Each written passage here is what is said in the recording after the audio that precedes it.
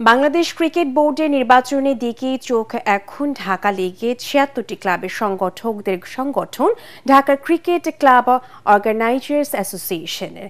নির্বাচনের পথে না গিয়ে অ্যাডহক কমিটি দিয়ে বিসিবি পরিচালনা পরিষদ গঠন করা হবে বলে যে তথ্য সংবাদ মাধ্যমে উঠেছে তার জবাবে ক্লাব অর্গানাইজার্স অ্যাসোসিয়েশনের সভাপতি রফিকুল ইসলাম বাবু জানান, অ্যাডহক কমিটি গঠনের উপযোগিতা শেষ হয়েছে আগেই। পরাগ আরমানের রিপোর্ট।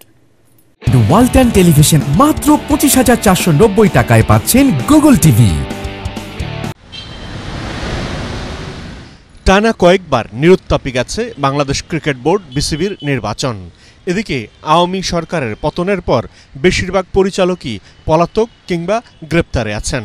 তাই আগামী অক্টোবর মাসের নির্বাচনটিও নিরুত্তাপী হওয়ার আশঙ্কা করছেন অনেকে।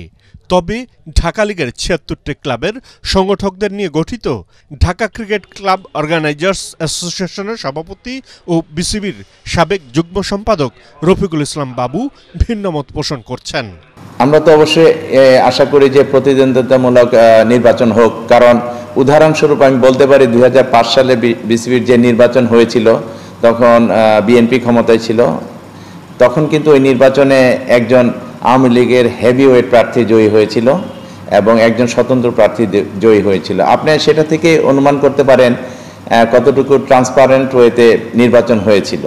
সুতরাং এখনও সবার জন্য সুযোগ আছে, যদি ভালো কোনো সংগঠক নির্বাচন করে সেই ক্ষেত্রে সে নির্বাচিত হওয়ার সম্ভাবনা থাকবে।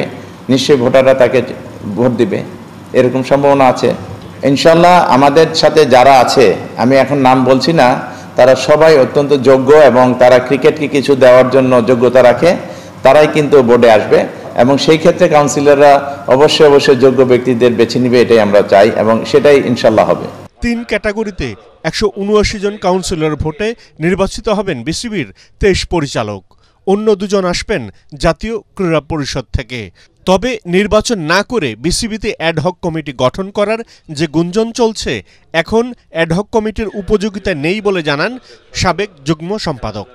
আপনারা জানেন অ্যাডহক কমিটি কোন পরিস্থিতিতে করা সম্ভব, এটা আইসিসি কি অ্যাকসেপ্ট করবে কি করবে না, বা বাংলাদেশকে ব্যান করবে কি করবে না, এটা পরের বিষয়। তবে আমাদের একটি জিনিস মনে রাখতে হবে, অ্যাডহক কমিটির পরিস্থিতি এখন নেই, এখন সম্পূর্ণ স্বাভাবিক পরিস্থিতি। এই পরিস্থিতিতে অ্যাডহক কমিটি কেন করবে এটা আমাদের বোধগম্য নয়।